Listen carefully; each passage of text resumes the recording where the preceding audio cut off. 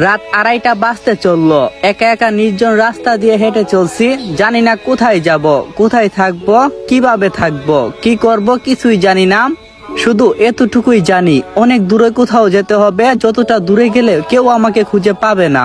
আজ চোখ জোড়া যেন বড্ড অবাধ্য হয়ে গেছে, মানছে না কোনো বাদ। চোখ দিয়ে অজরে পানি ধরা গাল বেয়ে পড়ছে। যতই চাইছি কানবো না, ততই বেশি কান্না করে যাচ্ছি।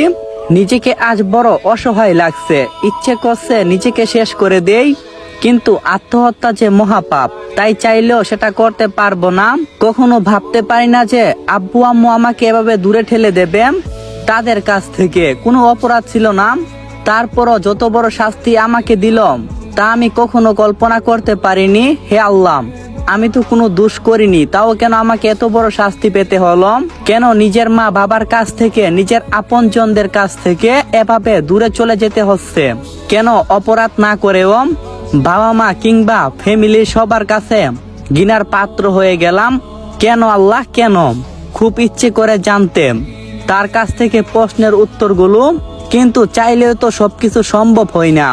হারতে হারতে কখন যে বাস স্টপে এসে গেছি তা নিজেও জানি না।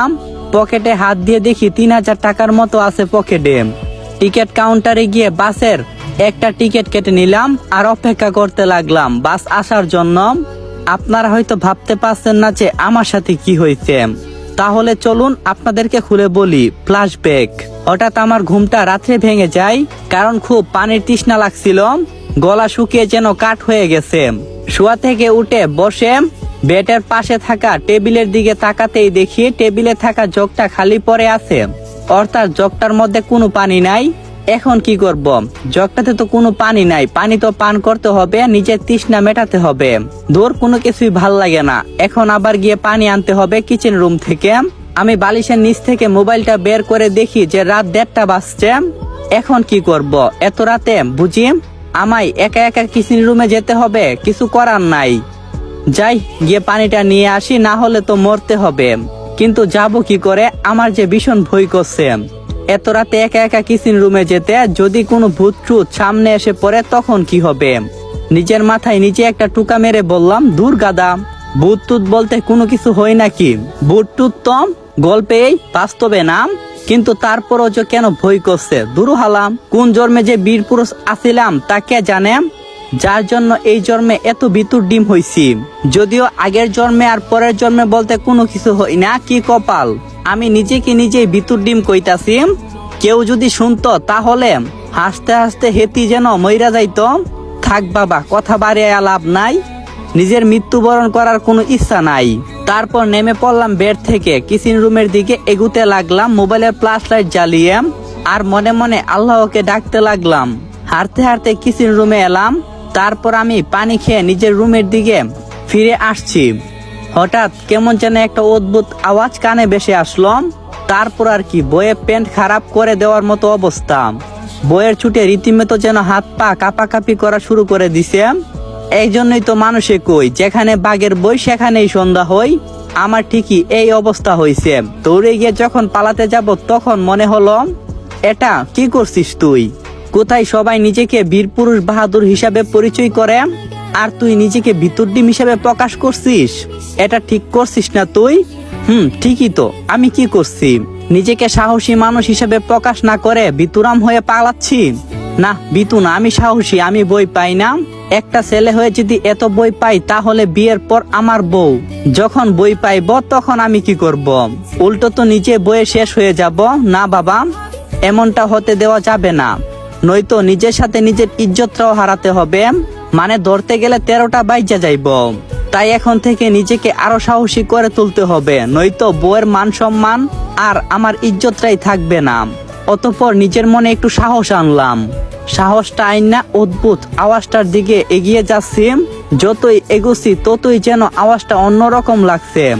এক পর্যায়ে হাঁটতে হাঁটতে আমার সিনিয়র খালাতো বোনের রুমের সামনে চলে এলাম। আর তখন শব্দটা স্পষ্ট শুনতে পেলাম। শুনে মনে হচ্ছে কেউ ব্যথায় গুঙ্গাচ্ছে, কিন্তু এই গুঙ্গানোর আওয়াজটা মিমি আপুর রুম থেকে কেন আসছে? তাহলে কি আপুকে ভূতে ধরছে? দূর হালা, আবার কি ভাবছি, বুট টুত তো কোনো কিছুই হই না। না, দেখতে হচ্ছে ব্যাপারটা কি। তারপর আমি আপুর রুমের দরজার কাছে গিয়ে একটা ধাক্কা দিয়েও দিলাম না। দরজার কাছ থেকে সরে তার রুমের জানলার কাছে গেলাম। ভাগ্যবশত রুমের জানলাটা খোলা ছিল, তাই আমি বেশি কিছু না ভেবে বুকটা ফুলিয়ে ভয়ে ভয়ে জানলার ফাঁক দিয়ে পর্দাটা সরিয়ে তাকালাম। কিন্তু ভিতরে তাকিয়ে যেন আমি অবাক হয়ে গেলাম, কারণ সেটা আমি কখনো কল্পনা করতে পারিনি। কারণ ভিতরে দেখলাম একটা আপুর গায়ের উপরে শুয়ে আছে, উলঙ্গ হয়ে উলঙ্গ হয়ে আছে। বুঝতে আর বাকি রইল না তার অন্তরঙ্গ মুহূর্ত পার করছে। এমন একটা নোংরা দৃশ্য দেখে ভিতরে থাকাম সমস্ত ভয়ডর মুহূর্তেই শেষ হয়ে গেল। অনেক রাগের সৃষ্টি হলো, রাগে আমার শরীরটা ধরধর করে কাঁপছে। আমি আর সহ্য করতে না পেরে দরজার কাছে এলাম, আর এসে দরজা ধাক্কা দিতেই দরজা খুলে যায়। হয়তো ভুল করে দরজা খুলেই রেখেছিল। হঠাৎ করে দরজা খোলা শব্দে চমকে উঠে দুইজনে দুই দিকে তাকালো, আর তারা থাকাতেই 1000 ভোল্টের শর্ট খেলো।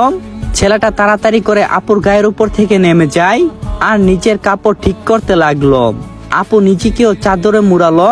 দুইজনের চোখের যেন ভয় বিরাজ করছে। আমি তাদের দুইজনের দিকে রাগী দৃষ্টিতে তাকিয়ে আছি। আপু আমার রাগী চোখে তাকানো দেখে তুতলিয়ে বলল, ভাই তুই প্লিজ কাউকে বলিস না। আমি বললাম, ছি আপু, আমি এমনটা কখনো কল্পনা করতে পারিনি, আর এগুলা দেখব। তখন আপু বলল, দেখ আমরা যা করছি ভালোবেসে করছি। আমি বললাম, এটা ভালোবাসা? এটাকে ভালোবাসা বলছো তোমরা? হ্যাঁ, আমার তো মোটেও মনে হচ্ছে না। আমার তো এটাকে শারীরিক চাহিদা মেটানো মনে হচ্ছে। আচ্ছা, তোমরা যদি একে অপরকে ভালোবেসে থাকো তাহলে কেন নোংরা কাজ করতে গেলে? তোমরা তো বিয়ে করতে পারতে, তাই না? তখন আপু বলল, দেখ সাইমন, আমাদের ভুল হয়ে গেছে, প্লিজ তুই কাউকে বলিস না। আমি বললাম, আমি ভাবতে পারছি না আপু যে তুমি এতটা নিচে নেমে গেছো। পিএফ কে নিজের রুমে অবধি নিয়ে আসাম, তাও আবার 1টা না 1.5টা বাজে। ছি আপু, তুমি এমনটা করলে। এটা করার আগে একবারও তোমার বাবার মান সম্মানের দিকে তোমার চোখ পড়লো না?